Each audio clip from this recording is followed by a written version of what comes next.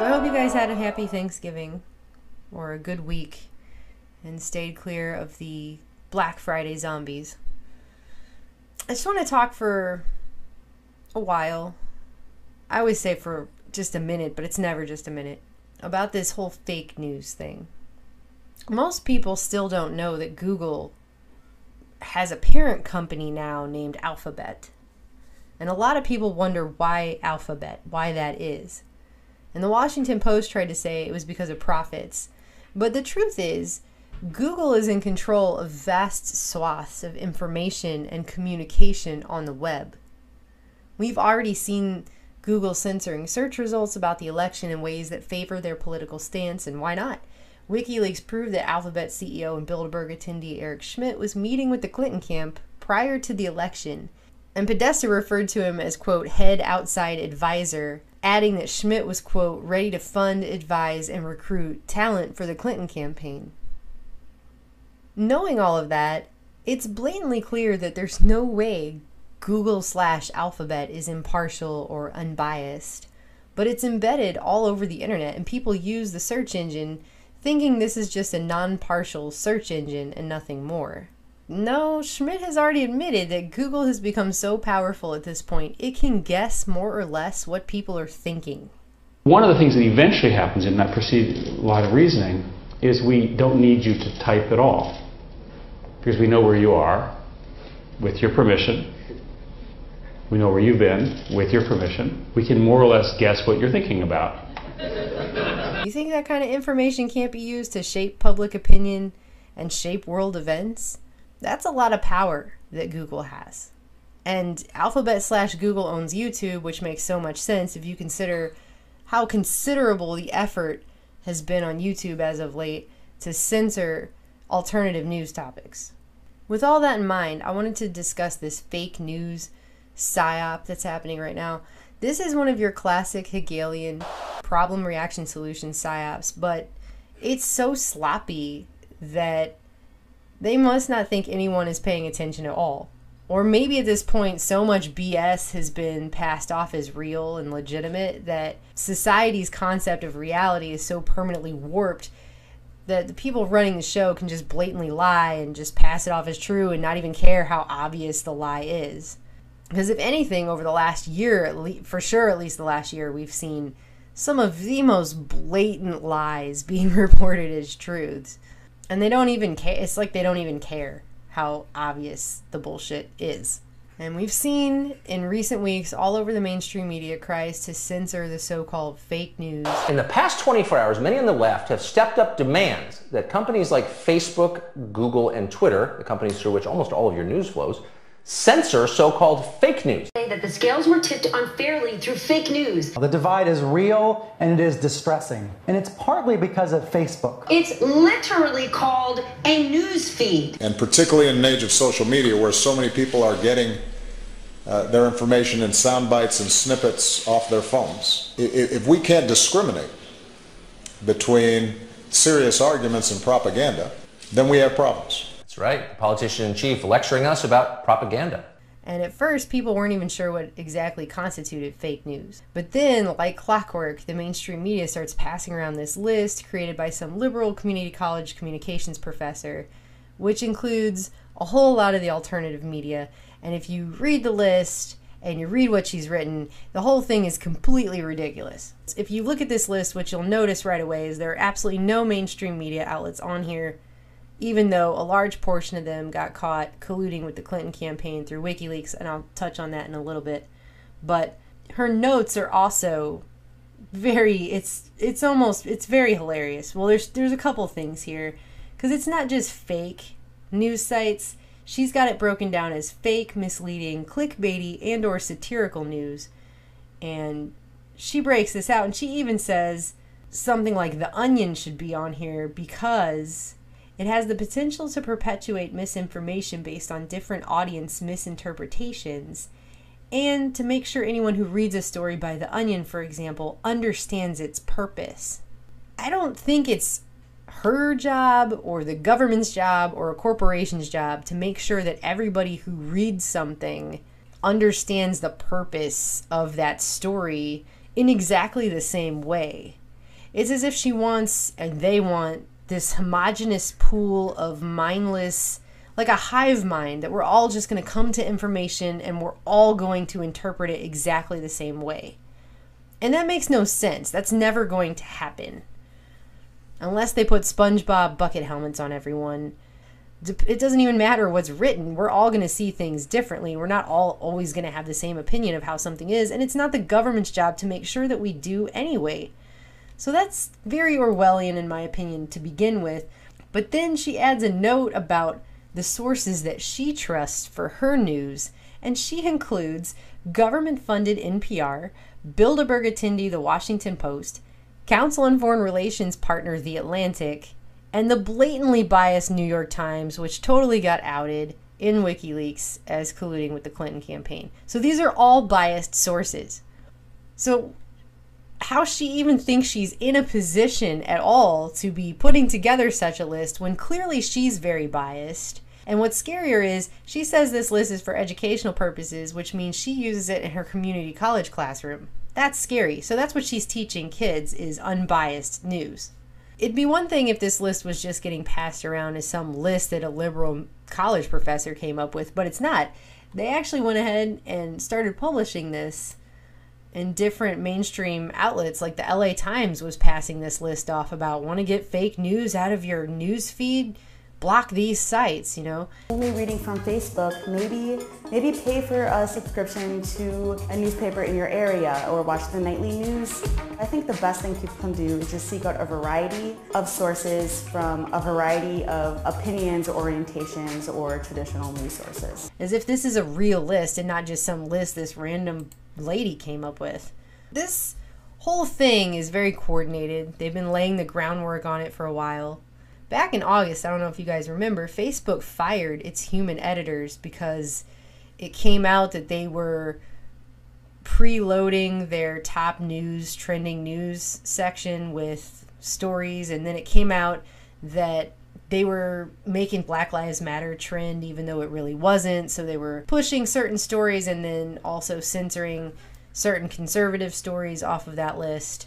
And when all of that criticism came out, they fired all of those people and they let the algorithm be in charge, and then immediately the algorithm began posting fake news.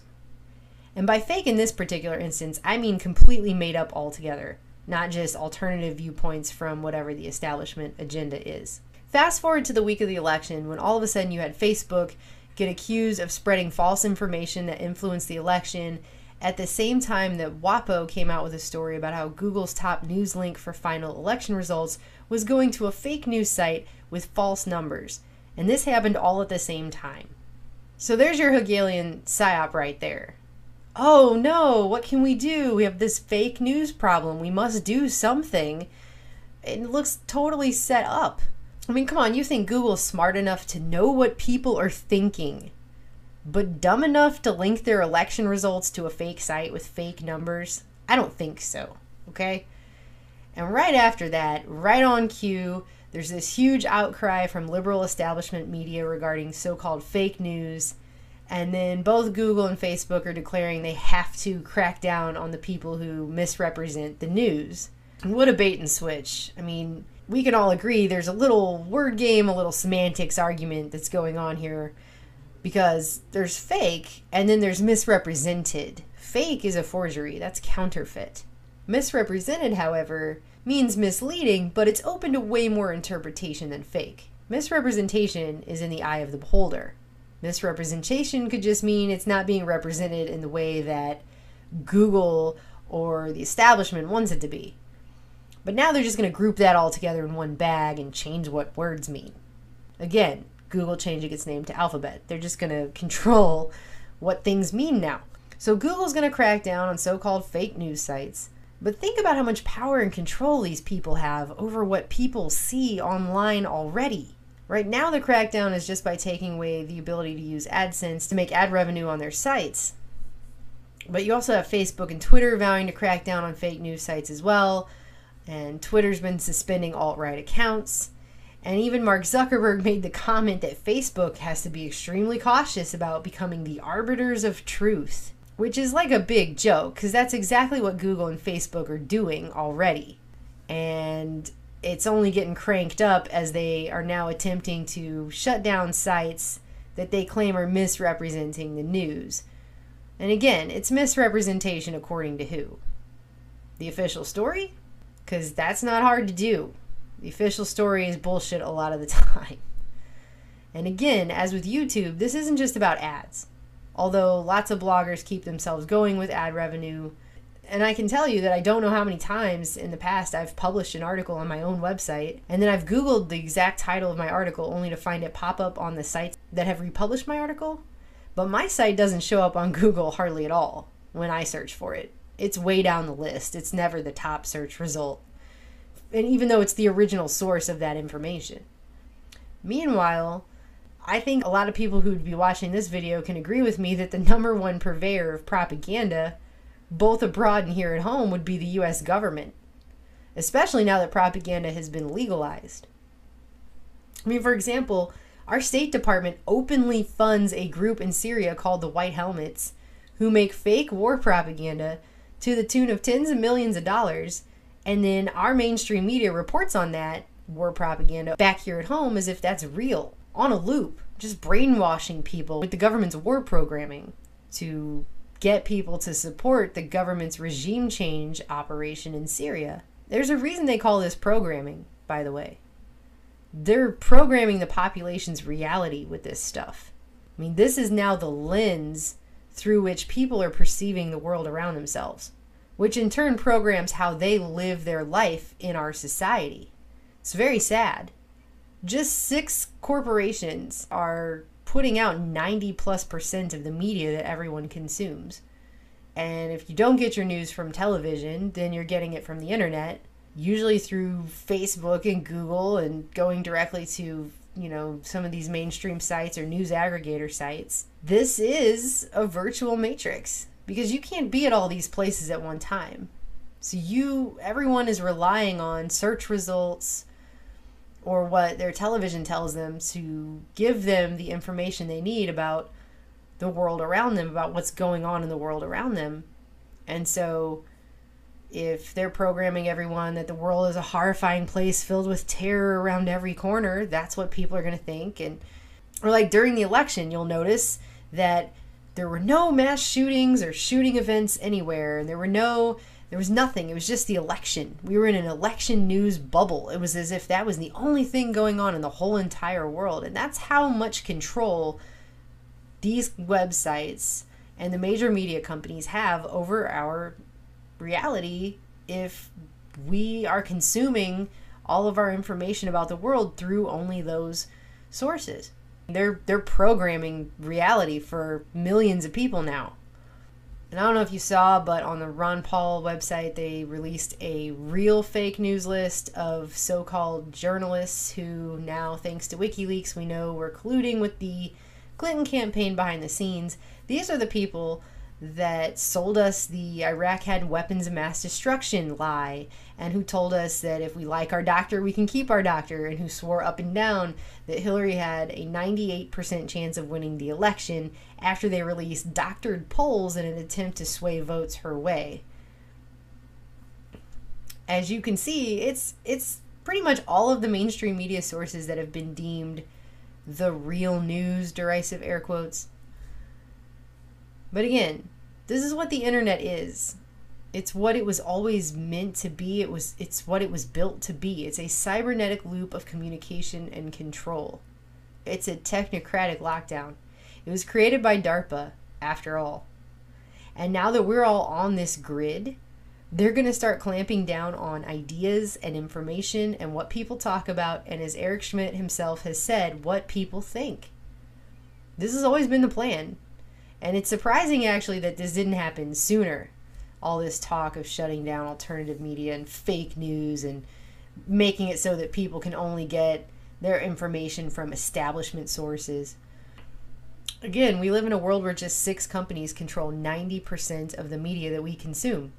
And actually, now that AT&T, who is thoroughly in bed with NSA, it's pretty much been layered in with the NSA since World War II for sure, just got done buying Time Warner The company with the hypnotic eyeball symbol, actually, what it actually looks like is your thalamus.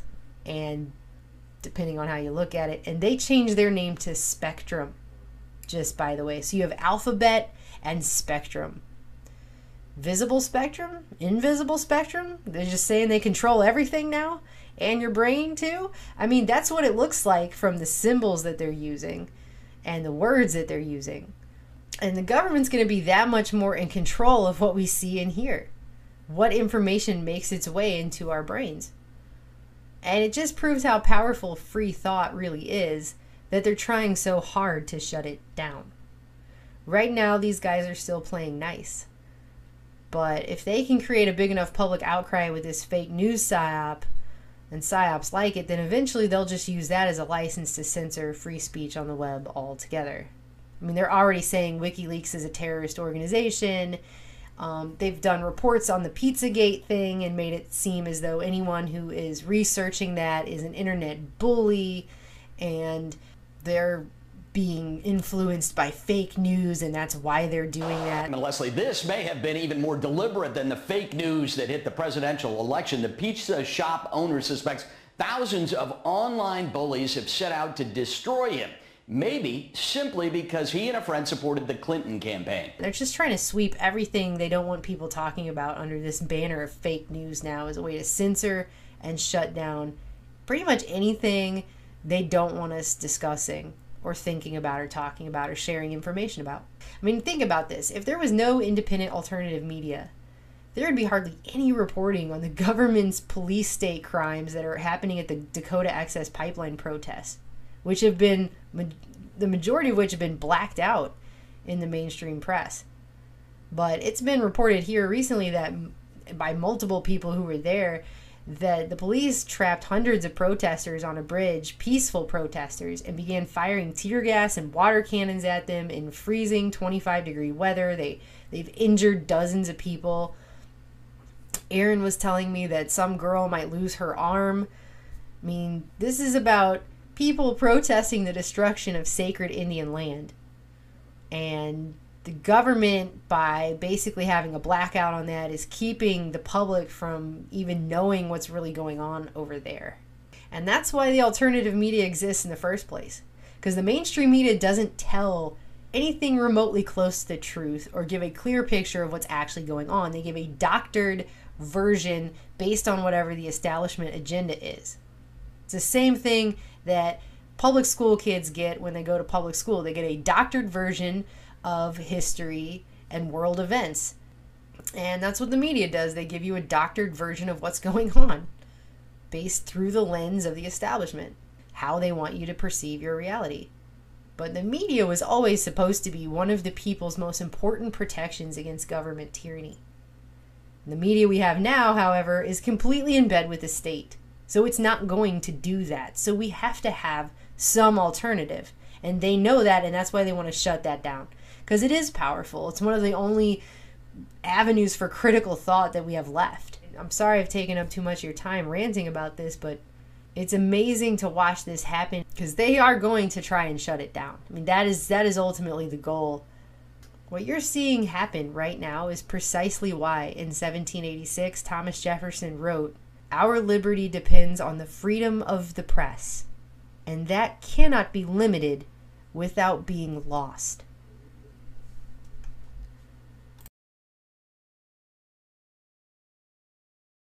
People still don't know that Google has a parent company now named Alphabet.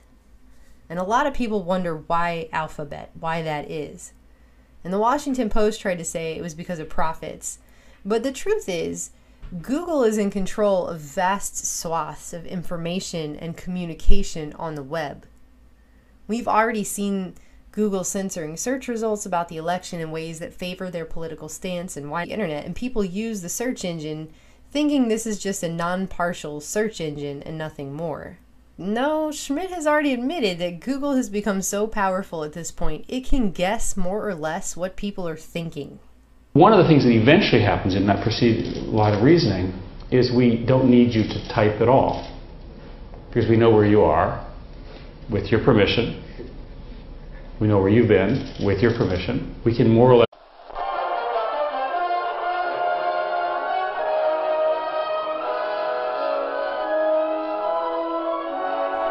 guys had a happy Thanksgiving or a good week and stayed clear of the Black Friday zombies. I just want to talk for a while.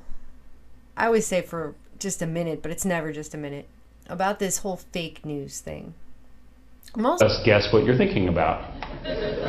You think that kind of information can't be used to shape public opinion and shape world events? That's a lot of power that Google has. And Alphabet/Google owns YouTube, which makes so much sense if you consider how considerable the effort has been on YouTube as of late to censor alternative news topics. With all that in mind, I wanted to discuss this fake not. WikiLeaks proved that Alphabet CEO and Bilderberg attendee Eric Schmidt was meeting with the Clinton camp prior to the election, and Podesta referred to him as, quote, head outside advisor, adding that Schmidt was, quote, ready to fund, advise, and recruit talent for the Clinton campaign. Knowing all of that, it's blatantly clear that there's no way Google/Alphabet is impartial or unbiased, but it's embedded all over the